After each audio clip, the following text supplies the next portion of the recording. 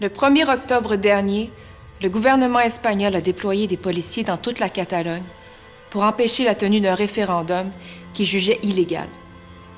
Ils ont attaqué et pris d'assaut des bureaux de vote, confisqué des urnes et violemment battu des citoyens. Quel crime ont-ils commis? Celui d'exercer leur droit de vote. Ils demandaient simplement à ce que leur voix soit entendue, dans le calme et la paix. Ils voulaient affirmer démocratiquement leur droit à l'autodétermination.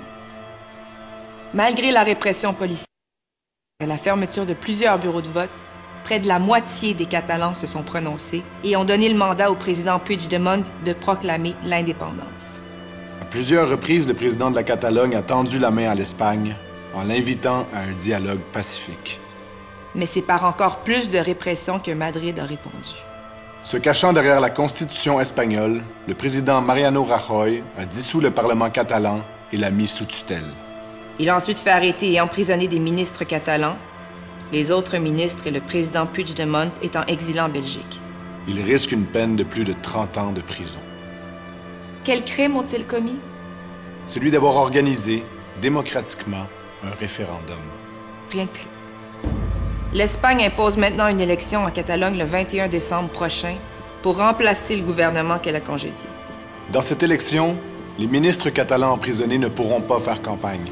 Pas plus que ceux qui se trouvent en Belgique et qui risquent, s'ils retournent au pays, d'être eux aussi emprisonnés. L'Espagne bafoue la démocratie.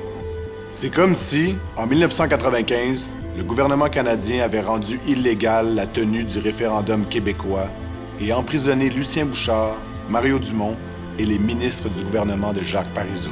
Nous assistons à une grave violation des droits de l'homme que tous ceux qui ont à cœur la démocratie devraient dénoncer. L'Assemblée nationale du Québec, par une motion unanime des députés de tous les partis, a dénoncé l'attitude autoritariste et la violence employée par l'Espagne. Il est temps que le Canada en fasse autant.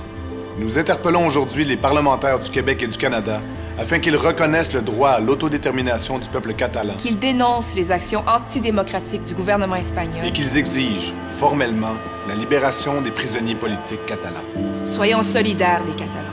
Exigeons le respect de la démocratie.